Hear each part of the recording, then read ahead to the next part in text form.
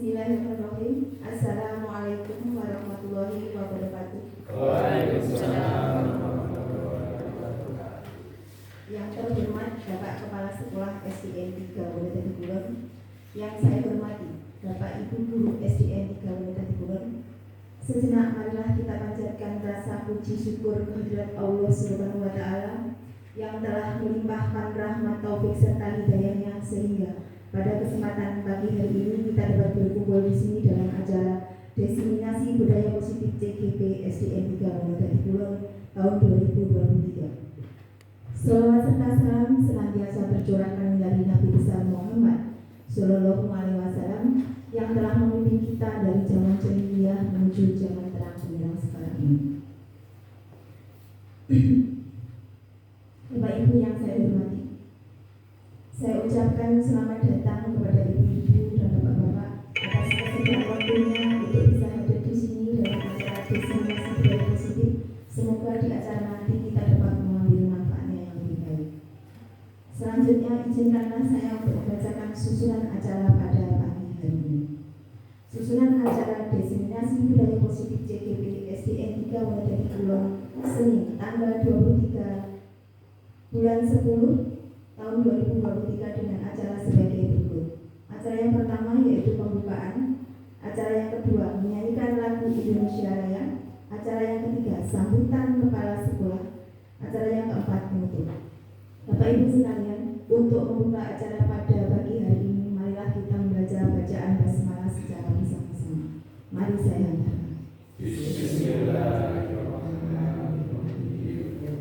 Untuk acara yang kedua yaitu menyanyikan lagu Indonesia Raya. Bapak Ibu dimohon untuk berdiri.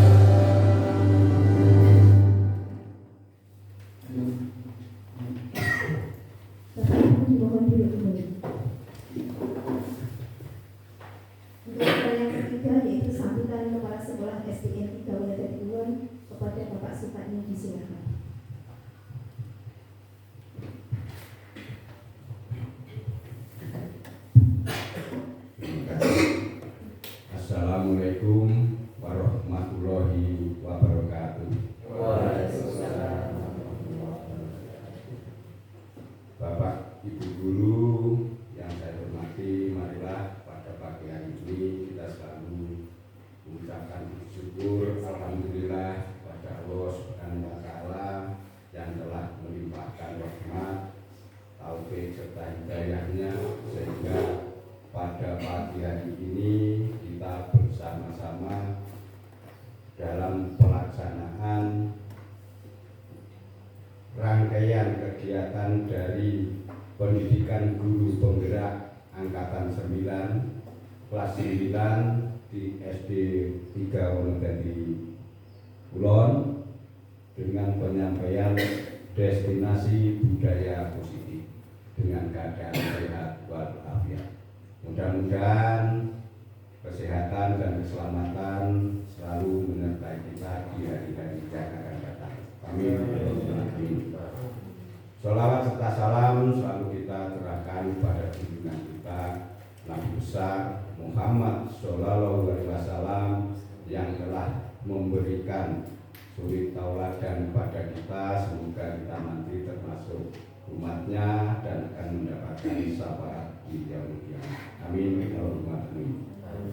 Bapak Ibu guru yang saya hormati, perlu kami sampaikan bahwa pada pagi hari ini Bapak Ibu guru diminta untuk mendukung dalam pelaksanaan program pendidikan guru penggerak angkatan 9, yaitu dari Bu Ari atau lengkapnya Ari Setiawati sebagai pemandu atau calon guru penggerak.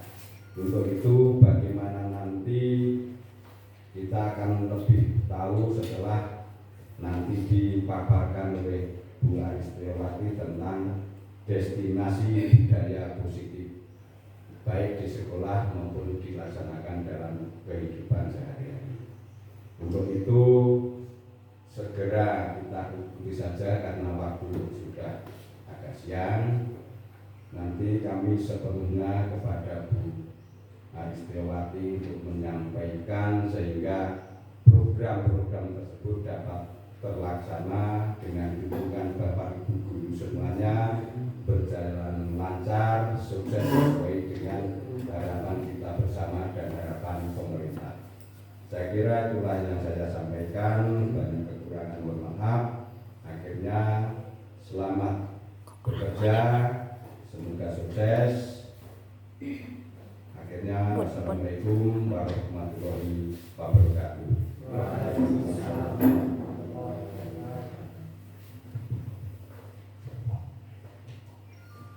Demikianlah sambutan dari Bapak Kepala Sekolah SD 3 Wonodadi Kulon. Acara yang keempat yaitu penutup. Setelah acara penutup nanti akan dilanjutkan dengan pembahasan aksi nyata, penerapan dan destinasi budaya positif yang akan disampaikan oleh Bu Ari Setiawati. Saya sebagai pembawa acara, apabila dalam menggunakan acara ini saya banyak kesalahan, saya mohon maaf yang sebesar-besarnya. Akhirnya, wassalamualaikum warahmatullahi wabarakatuh.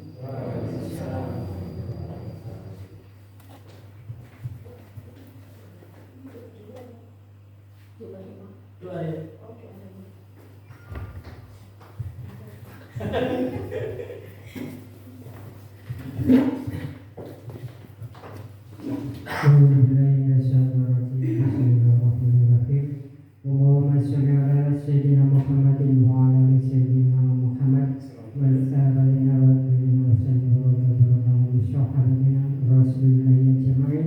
Alhamdulillahi rabbil alamin. Amin. Allahumma hamdan sabirin hamdan ya'ni hamdan fil majidah ya rabbana alhamdu hamayan bari zawjika wa sultanik. Allahumma sholli wa sallim wa barik ala sayyidina Muhammadin wa ala ali sayyidina Muhammad. Allahumma sholli wa sallim wa barik ala sayyidina Muhammadin wa ala ali sayyidina Muhammad. Allahumma sholli wa sallim wa barik ala sayyidina Muhammadin wa ala ali sayyidina Muhammad. Allahumma inna nas'aluka selamatan fid din wa jasad wa sihatan bil ilmi wa barakatan fil rizqi wa tawbatan fil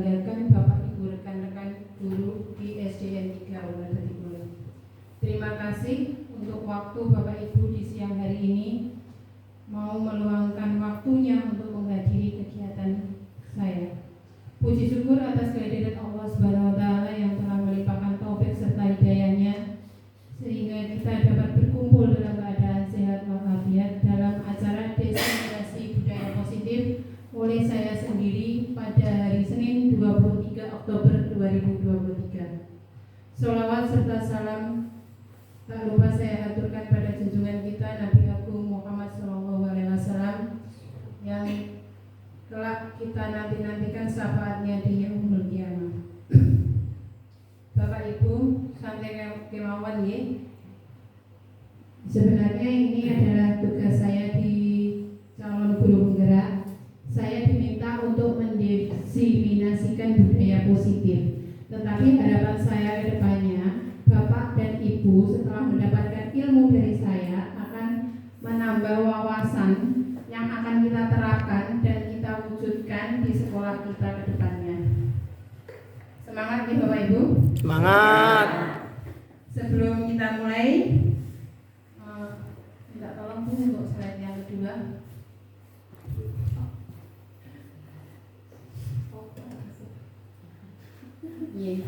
Di sini ada pertanyaan setuju atau tidak. Yang pertama, hukuman dapat mendisiplinkan anak. Bapak Ibu setuju atau tidak? Setuju. Terus yang kedua, pemberian hukuman dengan hal positif seperti membaca atau membersihkan halaman sekolah dapat meningkatkan disiplin anak. Setuju atau tidak? Setuju. Terus yang ketiga, memberi penghargaan dapat meningkatkan motivasi belajar anak. Setuju atau tidak? Setuju. Semua setuju ya? Boten sing boten ya? Baiklah Bapak Ibu, untuk pertanyaan di atas kita temukan jawabannya nanti bersama-sama setelah saya memaparkan tentang diseminasi budaya positif. Sebelumnya, di sini saya mau bertanya, kalau seandainya kita mewujudkan budaya-budaya di sekolah itu yang kita gunakan yang budaya positif apa negatif? Positif. Contohnya budaya positif itu seperti apa ya Bapak Ibu? Budaya positif itu seperti apa saja? Misalnya membiasakan untuk bersama. Terus yang lain? Yang lain? Jujur itu budaya positif Bapak Ibu ya. Disiplin itu juga budaya positif. Banyak sekali budaya-budaya positif yang nantinya akan kita terapkan di sekolah kita. Pada pembahasan kali ini saya akan mengangkat 6 pembahasan. Yang pertama yaitu disiplin positif dan nilai-nilai kebajikan universal. Untuk yang kedua, teori motivasi, hukuman dan penghargaan. Terus yang ketiga, keyakinan kelas. Yang keempat, kebutuhan dasar manusia dan dunia berkualitas. Yang kelima, restitusi 5 posisi kontrol. Yang keenam yaitu restitusi segitiga restitusi. Dari kesemuanya itu saya yakin Bapak Ibu guru sudah menerapkan di sekolah. Cuman mungkin untuk namanya saja mungkin yang asing bagi Bapak Ibu guru. Kita masuk pada lanjut. Nah, di sini kita akan bermain kegiatan kepalan tangan. Ada A dan B. Misalnya Bapak Ibu duduk berpasangan ya. Ada A, ada B. Contohnya ada Bu Tati dan Bu Lilis. A-nya itu sebagai Bu Tati dan B-nya Bu Lilis. Di situ Bu Tati sedang memegang sesuatu yang ada di dalam genggaman ibu. Terus bagaimana usaha ibu untuk mempertahankan benda itu walaupun dirayu, walaupun dibujuk, walaupun sama Bu Lilis mau diberikan hadiah. Apakah ibu akan membuka kepala ibu atau akan tetap mempertahankan kepala itu sampai ibu pokoknya tidak mau membuka kepala itu. Sekarang dipraktekkan nih, berpasangan dua-dua. Yang satu mempraktekkan yang menggenggam terlebih dahulu. Pokoknya dipraktekkan. Diprakteknya Pak. Tetap dibuka atau dibuka, dirayu, disogok, mungkin diberikan hadiah yang menarik.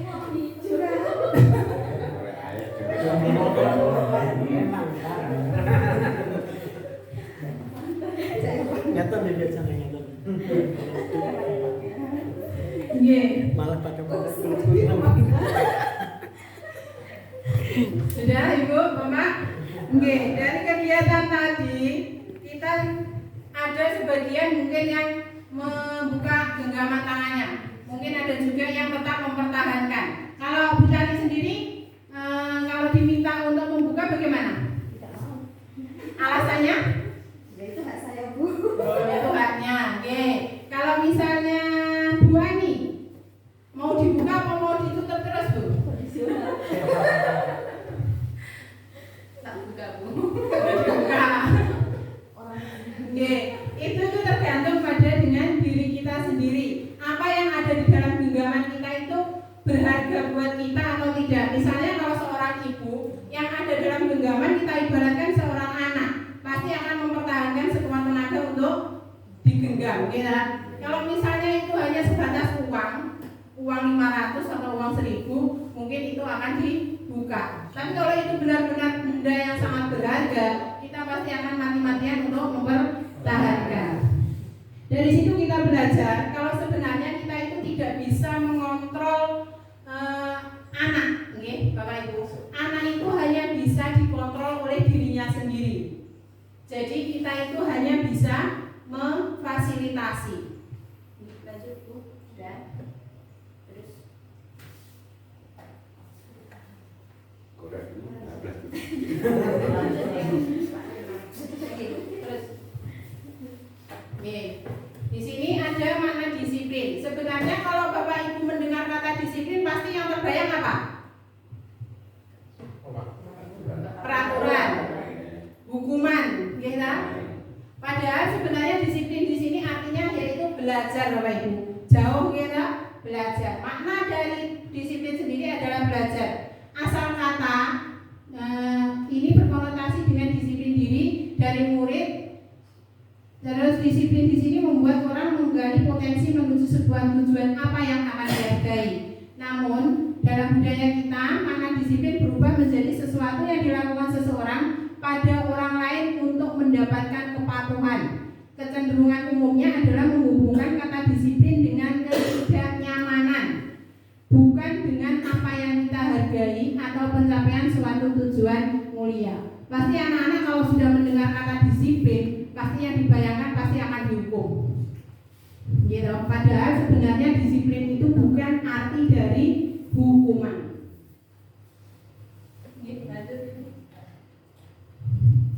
Nah, di sini kita akan mengaitkan disiplin tadi dengan profil pelajar Pancasila.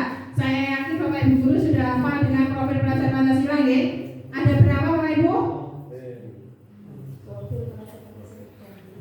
Ada 6. Yang pertama, beriman, bertakwa pada Tuhan Yang Maha Esa dan berakhlak mulia, berkebinekaan global, bergotong royong, kreatif, bernalar kritis dan mandiri. Ini adalah nilai-nilai kebajikan universal.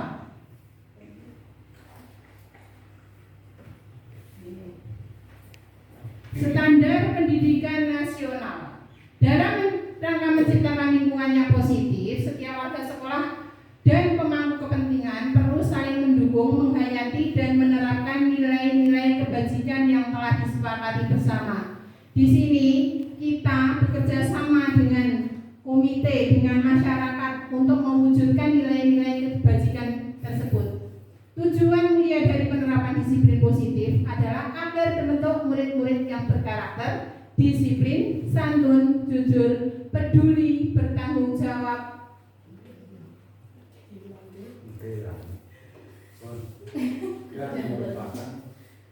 dan bertanggung jawab dan merupakan pembelajaran sepanjang hayat sesuai dengan standar kompetensi lulusan yang diharapkan.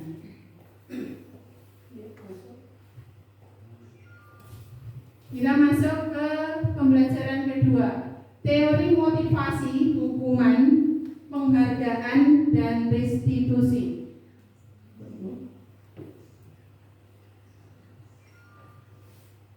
Teori motivasi perilaku manusia itu ada motivasi yang bersifat eksternal, ada yang sifatnya internal.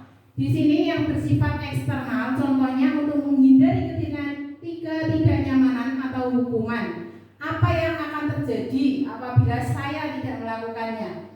Terus untuk mendapatkan imbalan dari orang lain atau institusi. Sementara untuk motivasi yang baik sendiri adalah motivasi internal. Ini adalah tujuan dari disiplin positif. Contohnya untuk menghargai diri sendiri. Saya akan menjadi orang yang seperti apa? Untuk menghindari ketidaknyamanan atau hukuman, motivasi manusia adalah tingkat yang paling rendah. Biasanya orang yang memotivasi perilakunya untuk menghindari ketidaknyamanan atau hukuman pasti akan bertanya pada dirinya, apabila saya tidak melakukan, apa yang akan terjadi? Sebenarnya mereka sedang menghindari permasalahan yang muncul dan berpengaruh pada mereka secara fisik, psikologis maupun tidak terpenuhnya kebutuhan mereka yang tidak dilakukan. Untuk mendapatkan imbalan dari orang lain atau institusi, di sini maksudnya yaitu motivasi ini tingkatannya di atas motivasi eksternal yang pertama tadi. Ini sedikit lebih baik daripada motivasi yang pertama tadi. Di sini seseorang melakukan kegiatan itu karena adanya imbalan atau penghargaan dari orang lain. Sementara untuk yang ketiga atau posisi menghargai diri sendiri itu adalah posisi yang paling baik dari ketiga posisi di atas. Sebelum masuk pada restitusi, saya akan menanyakan tentang hukuman dan konsekuensi. Perbedaan antara hukuman dan konsekuensi sendiri apa nih Bapak Ibu? Hukuman itu apa? Konsekuensi itu apa? Mungkin ada yang mau menjawab? Hukuman itu nopo? Hukuman diberikan karena telah melakukan sebuah kesalahan. Kalau konsekuensi itu adalah tindak lanjut dari telah melakukan kesalahan. Artinya secara moral itu mendapatkan konsekuensi. Saya sambung terlebih dahulu. Di sini ada paparan membedakan antara hukuman dan konsekuensi. Kalau mencatat 100 kali di dalam buku kalimat saya tidak akan terlambat lagi karena terlambat ke sekolah. Ini termasuk hukuman atau konsekuensi? Konsekuensi. Hukuman atau konsekuensi? Konsekuensi. Terus lari mengelilingi lapangan basket 2 kali karena terlambat hadir di sekolah. Hukuman. Murid diminta untuk push up 15 kali karena tidak mengenakan masker ke sekolah. Menggantikan kertas tugas teman yang telah dicoret-coret. Konsekuensi. Membersihkan tumpahan air di meja tulis karena tersenggol pada saat belajar. Murid disuruh untuk mengenakan sepatu seharian di sekolah karena tidak mengenakan sepatu hitam.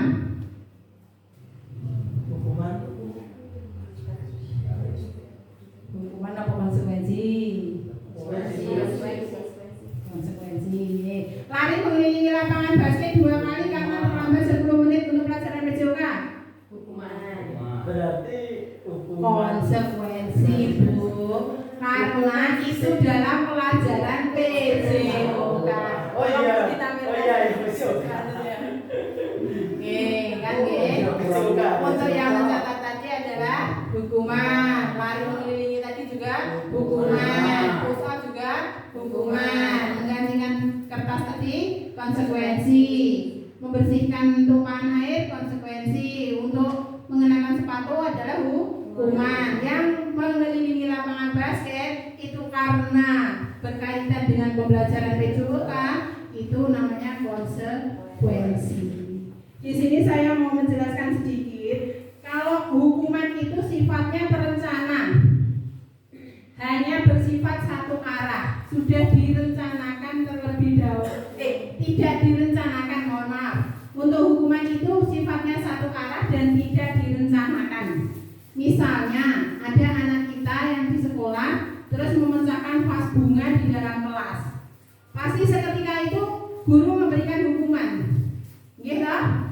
Nah, berarti di sini hukuman itu adalah sesuatu yang tidak direncanakan dan bersifat satu arah. Sementara konsekuensi sendiri bersifat terencana dan sudah disepakati bersama. Misalnya di dalam kelas kita menciptakan konsekuensi di dalam kelas. Kalau tidak mengerjakan PR didenda Rp500 misalnya. Itu namanya konsekuensi. Oke. Di sini dihukum oleh penghargaan.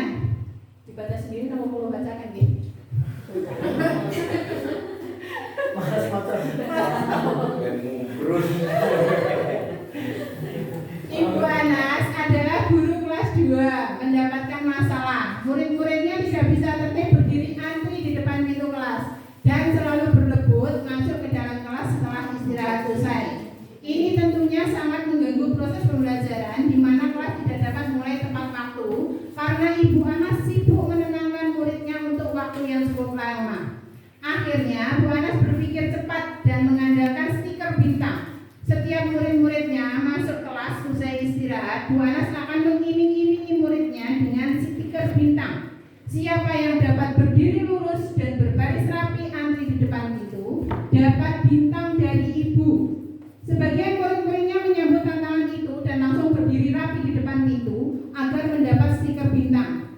Hal ini dilakukan Bu Anas selama beberapa minggu karena cukup membuat murid-muridnya berdiri rapi antri di depan pintu.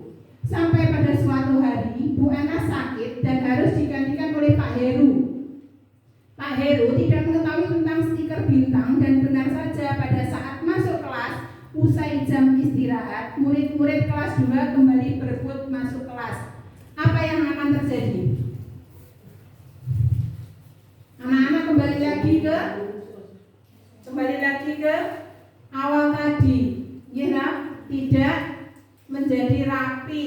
Karena apa? Karena sudah tidak mendapatkan iming-iming stiker bintang. Anak melakukan sesuatu karena ada iming-iming atau ada penghargaan. Niku leres napa mboten nggih? Niku eksternal nggih, kurang tepat. Seharusnya karena anak-anak itu berasal dari dirinya sendiri, kedisiplinan yang muncul dari dirinya sendiri atau sifat internalnya tadi, maka anak-anak bisa rapi dengan sendiri, bukan karena adanya iming-iming ataupun penghargaan dari gurunya. Dihukum oleh penghargaan. Dihukum kok kalau penghargaan loh Bu. Dihukum dengan penghargaan itu ada pengaruh jangka pendek dan jangka panjangnya. Di sini kalau kita misalnya memberikan hadiah kepada anak dalam jangka pendek mungkin kita masih mampu ya. Tapi kalau setiap hari selama 1 tahun kita memberikan hadiah, kalau tidak diberikan hadiah, anak akan kembali ke sifat aslinya, misalnya tidak disiplin. Itu juga tidak membuat tidak menyelesaikan masalah. Terus yang kedua, penghargaan itu menghukum. Maksudnya penghargaan menghukum di sini yaitu misalnya anak yang ranking 1 diberi hadiah, sementara anak yang ranking 2, loh saya kok tidak mendapatkan hadiah, padahal saya juga masih mendapat peringkat. Di situ di dalam hati anak yang mendapatkan juara 2 tadi merasakan dia itu mendapatkan hukuman. Besok lagi saya harus jadi juara 1. Dan semua jadi juara 1. Terus bagaimana itu nanti depannya kita? Terus yang ketiga, penghargaan mengurangi ketepatan. Maksudnya di sini penghargaan ini tidak tepat pada sasarannya. Terus penghargaan tidak efektif. Maksudnya anak-anak itu nanti akan menjadi malas kalau sudah tidak mendapatkan penghargaan. Penghargaan merusak hubungan. Misalnya temannya yang satu mendapatkan stiker bintang tadi, terus yang satu tidak mendapatkan. Justru antara teman yang satu dengan yang lainnya itu akan terjadi alah ndak sampai sing oleh aku ora oleh. Nggih lah, mesti ada rasa iri kepada teman yang lain. Tanya Bu, Nggih. untuk penghargaan itu di sini berupa barang. Padahal penghargaan itu dengan kata-kata misalnya bagus, pintar itu juga termasuk penghargaan yang sifatnya memberikan motivasi pada anak didik. Di sini yang dikatakan penghargaan hanya berupa barang. Nggih Pak, ini untuk sementara ini yang kita bahas baru tentang barang saja. Nggih, penghargaan dalam bentuk barang, dalam bentuk yang berwujud. Biasanya kan anak-anak sudah terbiasa Pak kalau misalnya, tapi kan kalau barang kan biasanya membekas di hati anak. Saya dapat ini loh dari sekolah. Daripada pujian hanya sekedar pujian kan biasanya lebih membekas yang berbentuk barang. Ya Bu, jadi disampaikan tadi bahwasanya ketika misalkan sudah dapat ranking 1 terus kita mendapatkan penghargaan bentuk barang.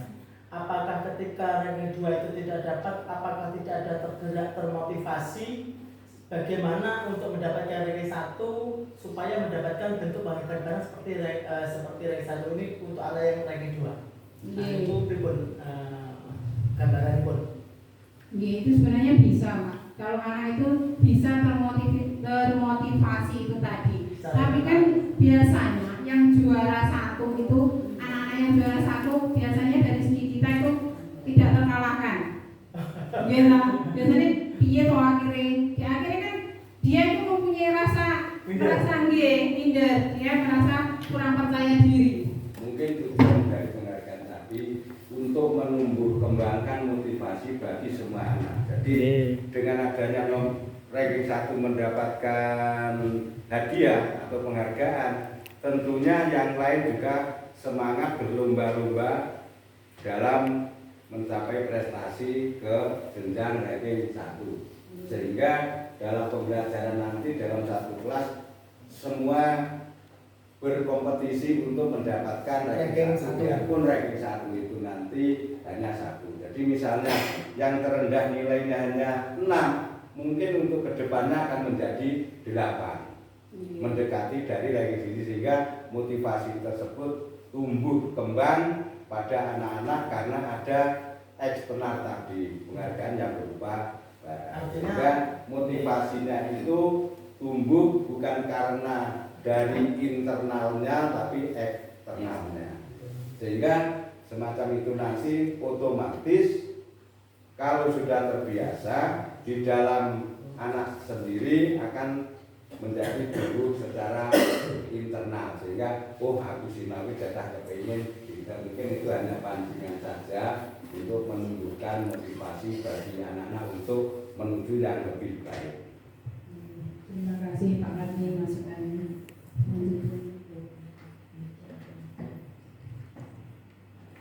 Ini tadi yang sudah saya paparkan tadi, pengaruhnya jangka pendek dan jangka panjang.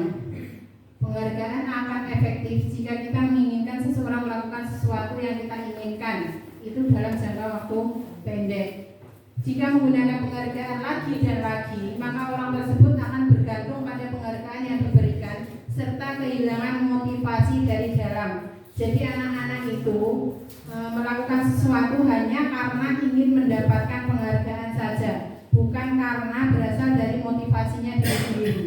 Terus jika kita mendapatkan penghargaan untuk melakukan sesuatu yang baik, maka selain kita senantiasa berharap mendapatkan penghargaan tersebut lagi, kita pun tidak menyadari tindakan baik yang telah kita lakukan. Itu pengaruhnya untuk jangka panjang dan jangka pendeknya. Ini tadi lanjutan tadi, ini penghargaan menurunkan kualitas.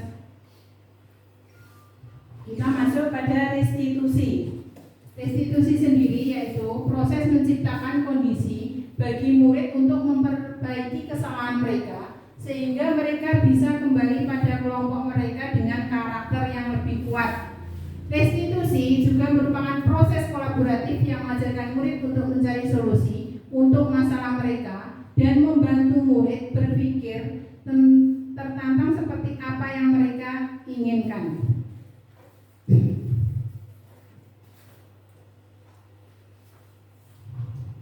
Ini perbedaan konsekuensi, dan restitusi. Dari ketiganya itu, yang paling benar, yang paling kita seharusnya gunakan yaitu restitusi. Karena hukuman itu tadi, hukuman itu pasti akan menimbulkan bekas di hati anak-anak. Anak-anak kedepannya, pasti dulu Bapak Ibu waktu sekolah juga pernah dihukum oleh gurunya. Pasti ada sesuatu yang membekas karena hukuman itu tadi. Untuk konsekuensi sendiri itu posisinya masih di bawahnya restitusi.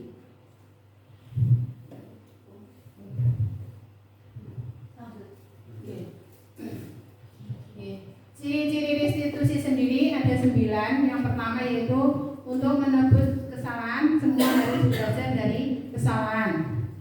Yang kedua, memperbaiki hubungan. Yang ketiga, tawaran, bukan paksaan. Yang keempat, restitusi menuntun untuk melihat ke dalam diri. Yang kelima, restitusi mencari kebutuhan dasar yang mendasari tindakan. Yang keenam, restitusi diri adalah cara yang paling baik. Yang ketujuh, restitusi fokus pada karakter bukan tindakan. Yang kedelapan, restitusi fokus pada solusi. Yang terakhir yaitu restitusi mengembalikan murid yang berbuat salah pada kelompoknya. Jadi kita arahkan kembali anak-anak itu kepada kelompoknya. Nanti saya cobakan lagi. Oke, kita masuk ke pembelajaran 3 yaitu keyakinan kelas. Oke, sini. Di sini ada pertanyaan, mengapa tidak peraturan saja? Mengapa kok harus keyakinan? Kalau dulu kita biasa dengan peraturan, ya. Kenapa sekarang kok dirubah menjadi keyakinan? Kalau boleh tahu mungkin ada pendapat dari Maksudnya? Peraturan itu sekarang dirubah menjadi keyakinan, Pak. Tidak ada kata-kata istilah peraturan. Kalau Ben kan peraturan, kalau sekarang kan keyakinan.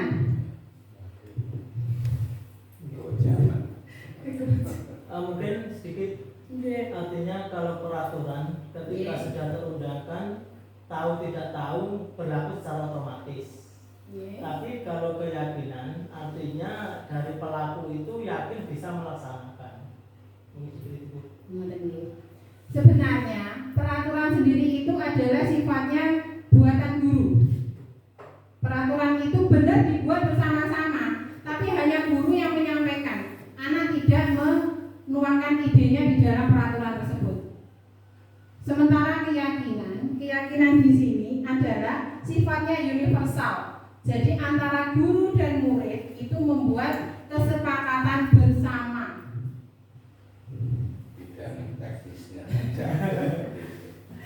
Beda proses, beda hasil.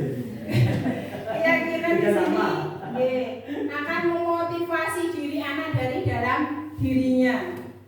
Seorang akan tergerak dan bersemangat untuk menjalankan keyakinan daripada hanya serangkaian peraturan. Seperti kemarin saya menerapkan di kelas saya sudah membuat, karena sebelum membuat tugas ini saya mendapatkan tugas membuat keyakinan kelas. Jadi di sini anak-anak saya minta untuk menuangkan keinginan apa yang akan dia gunakan di dalam kelas. Jadi anak-anak menulis. Janji siswa ya, janji jangan bilang. Kata-katanya diperhalus, Pak. Terus setelah anak-anak tadi mencurahkan idenya, anak-anak saya suruh menempel di papan tulis. Setelah saya kasihkan kertas, mungkin kalau saya tayangkan, kemarin sempat saya video, cuman kalau saya tayangkan mungkin kita pulang setelah sholat zuhur, nanti saya kena pasal lagi. Pasal 12. Pasal 12 ya. Jadi anak-anak setelah menuliskan, kita ambil kesimpulannya dari itu tadi, bagian-bagian mana yang kira-kira bisa disatukan. Misalnya di sini saya ambil jujur. Jujur di sini tidak perlu dijelaskan jujur itu seperti apa, kita sudah tahu jujur itu dalam segala hal harus berbuat jujur. Terus peduli lingkungan di sini maksud saya adalah anak-anak itu mau bersikap peduli terhadap lingkungannya, tentang kebersihan kelasnya terutama dan kebersihan di luar lingkungan kelas. Kepedulian sosial, membantu teman atau orang lain yang membutuhkan. ulangan saya tidak memperbolehkan untuk membantu teman. Membantu teman. Saya diboleh Membantu teman di sini misalnya kalau ada temannya yang sakit, ada temannya yang misalnya tidak mempunyai alat tulis, itu membantu boleh. Tapi kalau ulangan jangan. Terus disiplin di sini adalah disiplin datang dan pulang. Terus disiplin berpakaian. Biasanya kalau hari Senin anak-anak itu kan biasanya tidak memakai topi, tidak memakai dasi. Itu mulai dari kemarin waktu saya membuat keyakinan, saya harapkan ini baru saya laksanakan di kelas 5. Saya harapkan untuk anak kelas 5 tidak lagi ada yang tidak mengenakan topi ataupun dasi. Terus bertanggung jawab, yaitu memiliki kesadaran untuk menjalankan tugas. Tugas di sini ya bisa tugas dari guru di sekolah maupun tugas di rumah. Nah, dari sini Bapak Ibu kan sudah mendapatkan gambaran tentang keyakinan kelas. Untuk kedepannya saya juga berharap mudah-mudahan di kelasnya Bapak Ibu Sedoyo bisa dibuatkan keyakinan kelas sesuai dengan kebutuhan anak didiknya. Enggak mungkin di kelas 1 sama kebutuhannya dengan di kelas 5. Jadi disesuaikan dengan kelasnya masing-masing.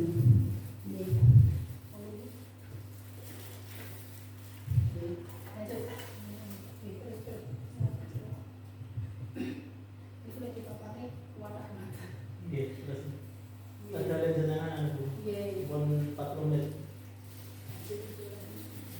Ini keyakinan kelasnya.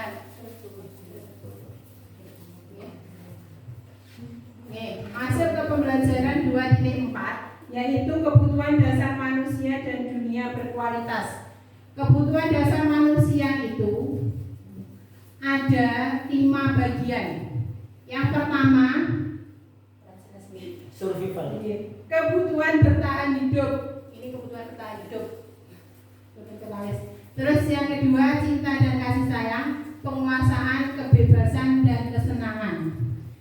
Kebutuhan bertahan hidup di sini bisa bersifat fisiologis. Bertahan hidup misalnya makan, minum, kesehatan, rumah, itu termasuk ke dalam fisiologis. Kalau kebutuhan biologis itu merupakan kebutuhan dasar hidup. Penting ngomong banget kebutuhan biologis, Pak. Penting banget ya. Nah, itu yang paling penting ngomongnya ini kebutuhan biologis. Oke. Terus yang kedua, kebutuhan cinta dan kasih sayang. Kebutuhan cinta dan kasih sayang di sini yaitu juga termasuk kebutuhan fisiologis dan biologis. Tetapi juga ada yang bersifat psikologis. Anak-anak biasa memiliki kebutuhan dasar kasih sayang dan rasa diterima yang tinggi. Biasanya dia akan mencari perhatian dengan tingkah laku ataupun ucapan mereka. Biasanya kan ada anak-anak yang merengek sama satu guru. Bu, aku kok gini toh. Nah, itu termasuk dia membutuhkan cinta dan kasih sayang. Dia mencari perhatian.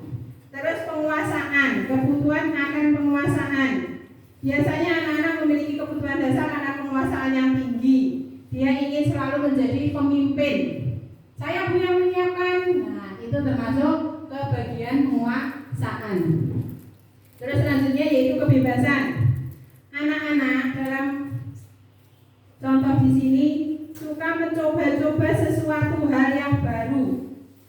Misalnya walaupun dia tahu itu berbahaya, kadang selalu dicoba.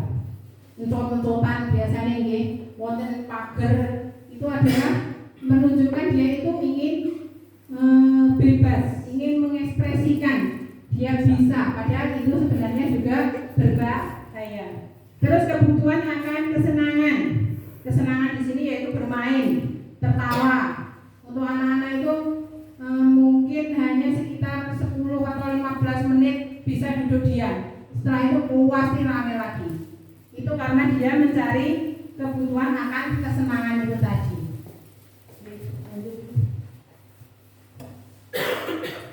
Ini pembelajaran kelima yaitu 5 posisi kontrol. 5 posisi kontrol ini di sini adalah posisi kontrol kita sebagai seorang guru. Yang pertama yaitu sebagai penghukum. penghukum, terus pembuat rasa bersalah, sebagai teman, sebagai pemantau, dan yang paling tinggi kedudukannya adalah sebagai manajer. Penghukum biasanya selalu menggunakan hukuman fisik atau verbal, bisa menggunakan kata-kata, bisa menggunakan tindakan. Itu biasanya akan membekas pada diri anak-anak. Terus untuk perbuatan rasa bersalah, biasanya gurunya berbicaranya agak lembut dibandingkan dengan penghukum tadi. Contohnya di sini, ibu sangat kecewa sekali dengan kamu. Berapa kali bapak memberitahu kamu ya? Itu contoh dari pembuatan rasa bersalah. Anak akan timbul di dalam hatinya rasa bersalah kepada gurunya. Terus yang ketiga, sebagai teman. Sebagai teman di sini posisinya lebih tinggi daripada pembuat rasa bersalah. Guru tidak menyakiti murid, tetapi berupaya mengontrol murid melalui persuasi. Misalnya, ya sudah, kali ini tidak apa-apa. Ada kata-kata seperti itu kan, seperti dengan temannya sendiri, ngobrol seperti dengan temannya sendiri. Terus yang posisi keempat yaitu posisi pemantau. Pemantau artinya di sini yaitu mengawasi setiap gerak dari anak-anak. Biasanya guru akan menggunakan kata-kata yang lebih halus. Apa yang telah kamu lakukan, atau peraturan apa yang telah kamu langgar misalnya. Terus di sini yang terakhir yaitu sebagai posisi manajer. Posisi ini adalah posisi terakhir. Guru berbuat sesuatu dengan murid, mempersiapkan tanggung jawab perilaku untuk mendukung murid menemukan solusi dari setiap permasalahannya. Ini contoh-contohnya kata-kata yang biasa digunakan oleh penghukum, oleh pembuat rasa bersalah, oleh teman, oleh pemantau, dan oleh manajer. Di situ penghukum biasanya menggunakan menghardik, menunjuk-nunjuk, menyakiti, menyindir. Kata-kata biasanya juga membekas di dalam hati anak-anak. Kalau pembuat rasa bersalah biasanya seorang guru itu akan berceramah. Yang ngomong kepada biasanya kan ibu-ibu biasanya seperti itu. Sebagai teman, ya biasanya diajak ngobrol, duduk, dibahas bersama-sama, itu sebagai teman. Terus pemantau, terus seperti manajer itu tadi seperti yang sudah saya jelaskan di depan tadi. Di sini saya kecewa sekali dengan kamu. Itu kan masuk ke dalam pembuatan merasa bersalah. Kamu tidak pernah benar melakukannya. Ada kata-kata tidak pernah benar melakukannya. Apalagi itu dengan didasari dengan misalnya fisiknya menunjuk ke anak, itu lebih ke arah menghukum. Ayo lakukan demi ibu atau bapak. Gitu, merayu biasanya kan dengan temannya suka merayu. Apakah kamu mendapatkan stiker bintang hari ini? Itu contohnya sebagai pemantau. Terus bagaimana kamu bisa menyelesaikan masalah ini? Di sini fungsinya sebagai manajer. Yang terakhir, kamu selalu paling yang terakhir. Ada kata-kata selalu. Itu termasuk ke dalam penghukum. Nah, kita masuk ke episode terakhir ini. Segitiga restitusi.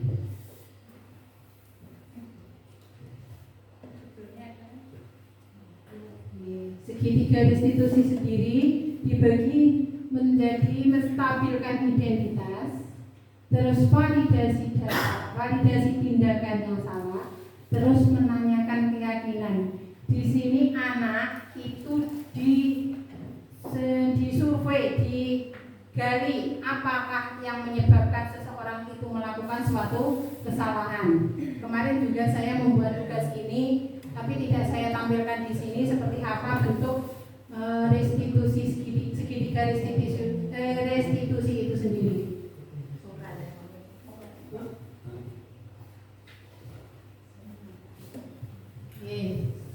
Yang pertama yaitu menstabilkan identitas. Di sini tujuannya untuk membuat anak yang merasa gagal karena berbuat salah menjadi positif pada dirinya. Guru biasanya menggunakan kata-kata seperti berbuat salah itu hal yang manusiawi. Tidak ada manusia yang sempurna. Bapak Ibu juga pernah berbuat salah. Kita pasti bisa menyelesaikan permasalahan ini. Bapak Ibu tidak tertarik untuk mencari tahu siapa yang benar dan siapa yang salah. Bapak Ibu lebih tertarik untuk menyelesaikan masalah. Kalau kamu menyalahkan dirimu sendiri terus-menerus, apakah kamu bersikap baik pada dirimu sendiri? Ini yang kita gunakan untuk anak. Kita menanyakan terlebih dahulu, memberikan dia penguatan bahwa sebenarnya tidak ada orang yang tidak pernah melakukan suatu kesalahan. Semua orang pasti melakukan suatu kesalahan. Tujuannya adalah menguatkan anak terlebih dahulu. Terus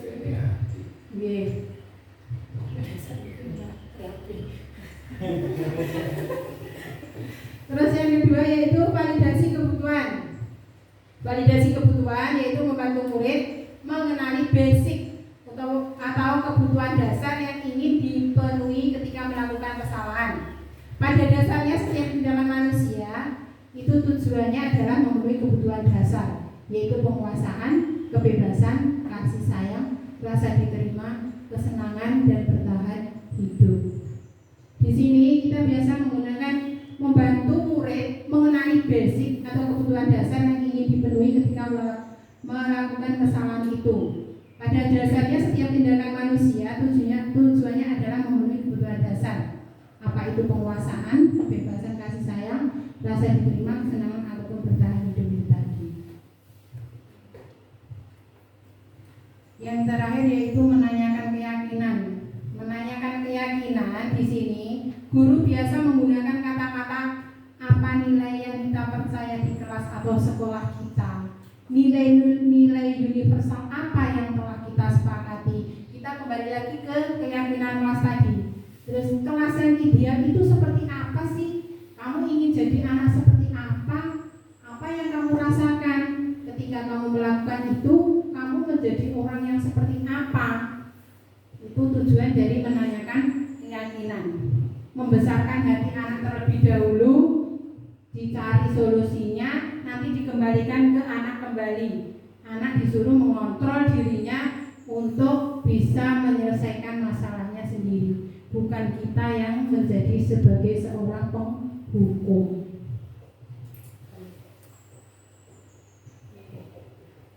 Ini ada intervensi 30 detik.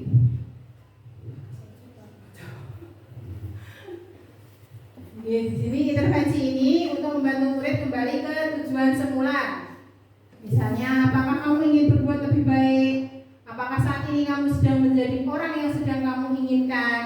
Apakah kamu bisa mengubah kegiatan atau perilaku kamu saat ini menjadi sikap yang lebih membantu? Apakah wajar membuat kesalahan? Bisakah kita memperbaikinya? Apa yang kamu lakukan saat ini sesuai? Kapan kamu siap untuk mulai? Terus peraturannya apa? Sepertinya kamu punya masalah. Saya bisa bantu apa? Saat ini kamu seharusnya berbuat apa? Apa yang bisa saya bantu agar kamu bisa melakukannya? Apakah saya bisa bantu kamu agar dapat segera mulai? Apakah tugas kamu saat ini? Bagaimana kamu ingin diperlakukan pada kegiatan ini? Bisakah kamu melakukannya? Itu kita kembalikan lagi kepada anak yang mencari jawabannya pada diri anak tersebut. Ini refleksi sebentar. Hal baru yang mengubah paradigma saya yang saya dapatkan, mungkin dari Bapak Ibu tadi, dari pemaparan saya tadi, apa hal baru yang sudah didapatkan? Coba menjawab, Bu. Artinya di sini kita paham sebenarnya agak bias, tapi ketika kita resapi seperti yang disampaikan oleh Bapak Kepala Sekolah, beda nama. Atas penjenengan memperhalus antara hukuman, konsekuensi, dan institusi. Ya, itu artinya dengan berbeda nama, dengan diperhalus, artinya anak sekarang itu ketika diperlakukan dengan kasar akan membalas dengan kasar. Nah, artinya dengan pendekatan secara persuasif, mungkin dengan kasihan dan sebagainya, mungkin perlu kita coba dengan seperti ini. Ada perubahan ketika terjadi kenakalan-kenakalan wajar kados Pak Ratno menyampaikan wong bocah orang kaya wong tua yang penting bahasane. Artinya ketika kenakalan itu ya memang tugas kita sebagai orang tua kedua ketika di sekolah. Itu mungkin yang saya dapat paradigma saya.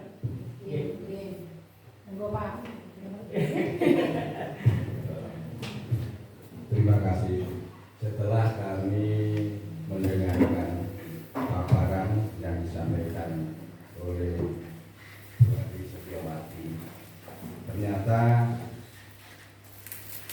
maknanya itu hampir sama, namun istilahnya yang baru.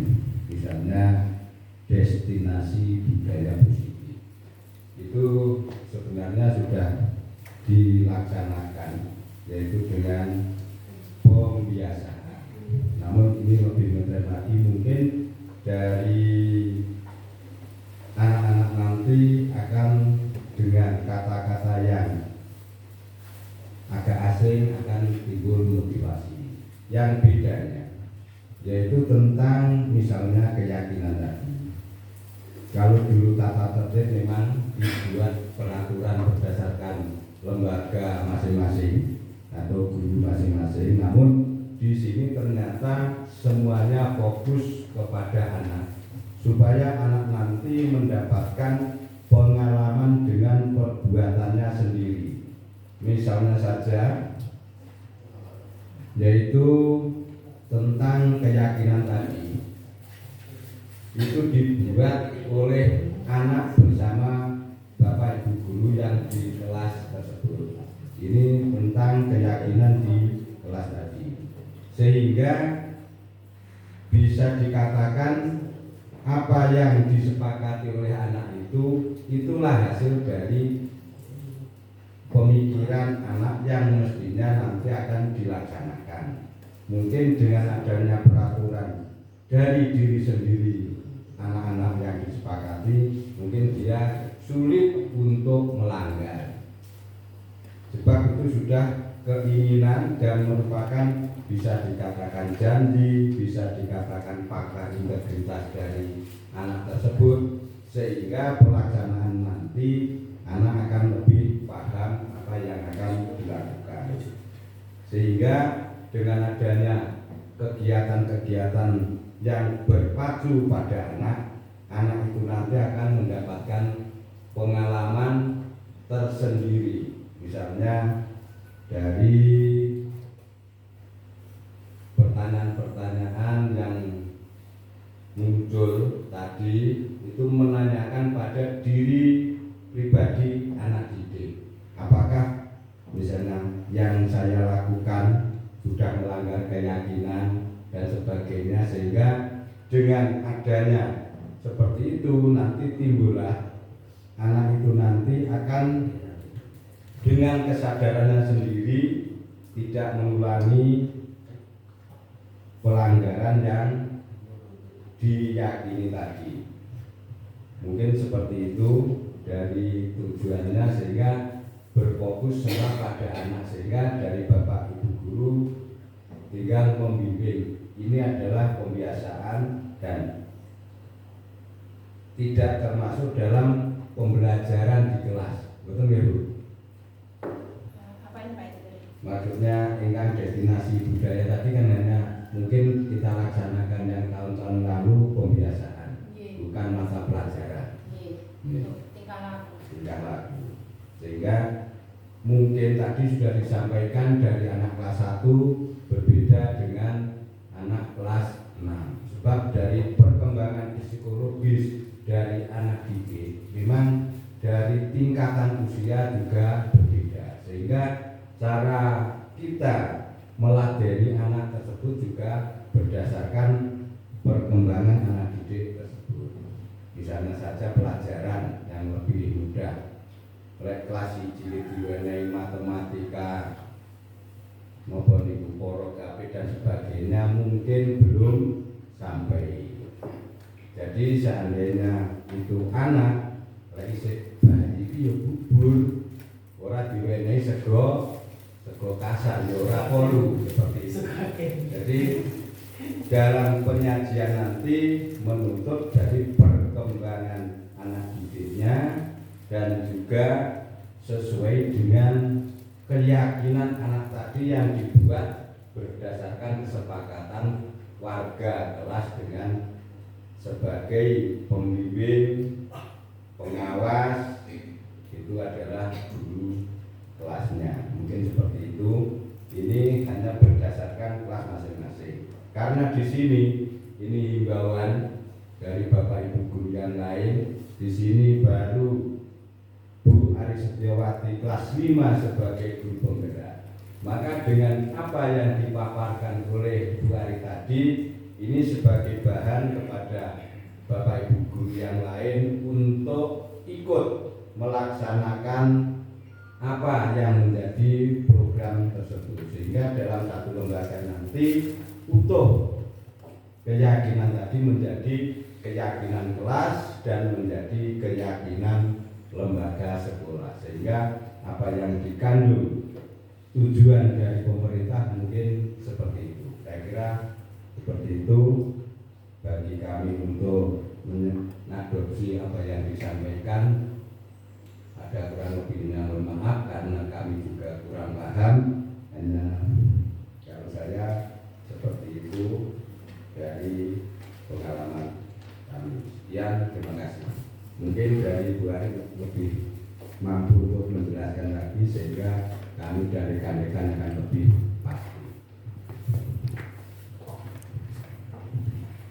Terima kasih untuk refleksinya dari Bapak SPD dan Bapak Sukarni. Terus untuk refleksi yang kedua dari pemaparan saya tadi, bagaimanakah perasaan yang muncul dari diri Bapak Ibu guru mengenai disiplin dan motivasi intrinsik itu tadi? Perasaannya apa? Perasaannya bagaimana? Wonten perubahan atau wonten dalam bayangan mungkin? Akan selalu mencoba berubah. Yang jelas perubahan kalau dulu berfokus dari pendidik atau lembaga yang membuat aturan, tetapi sekarang difokuskan anak sendirilah yang akan membuat aturan-aturan yang sekarang dinamakan keyakinan. Sehingga jika anak itu nanti podo karung melanggar, itu jenenge lek ning tembang kan citra janji, bocah. Seperti itu. Saja Mas Karno mantan citra janji. Itu kan Yang ketiga, refleksi yang ketiga di sini yaitu peran Among seperti apakah yang saya telah lakukan selama mengikuti modul ini. Perannya nanti ke depannya itu bagaimana kita sebagai seorang pengajar. Mungkin kita bisa memposisikan diri kita sebagai teman, sebagai yang paling tinggi kedudukannya yaitu sebagai manajer. Kalau sebagai teman mungkin anak belum memiliki sopan santunnya, mungkin belum begitu, masih kurang. Tapi kalau posisi kita sudah sebagai posisi manajer dan itu sebagai posisi yang paling tinggi dan paling sulit, itu mungkin sekolah kita akan menjadi lebih baik. Itu PR kedepannya supaya saya juga bisa menjadi seorang manajer. Amin. Bukan manajer dari sebuah perusahaan. Itu kan Manajer kan.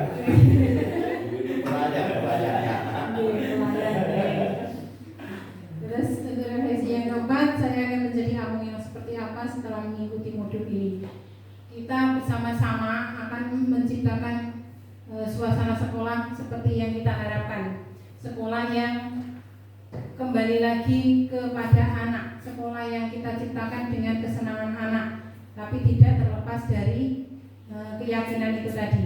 Kalau saya bicara peraturan nanti salah nih, kembali lagi ke keyakinan tadi. Karena peraturan tadi kembali lagi karena bersifat satu arah, bersifat dari seorang guru saja. Tapi kalau keyakinan itu sudah dari anak dan dari guru. Jadi kedepannya kita mungkin bersama-sama untuk menciptakan suasana sekolah yang lebih menyenangkan lagi. Mungkin berat nih di era sekarang ini anak-anak, kalau kita masukkan ilmu yang saya dapatkan tadi mungkin sangat berat sekali. Karena kenyataannya di lapangan itu tidak semudah membalikan telapak tangan. Anak itu kenakalannya tidak bisa buatan sakit di alusi gitu loh. Mungkin kalau dulu zaman saya kecil semua dilakukan dengan menghukum. Kalau dihukum, Pak Guru betul tuh boleh. iya. Kalau dihukum akan menjadi, iya. Tapi di sisi lain kalau dapat banyak sisi positifnya. Kalau sekarang anak kita arahkan, ya kaya dia kekuatan dewi ini mau kembali lagi ke posisi kita itu masih sebagai teman bagi anak-anak itu. Anak-anak belum memiliki rasa hormat dan itu tadi menganggap kita adalah sebagai orang tua kedua.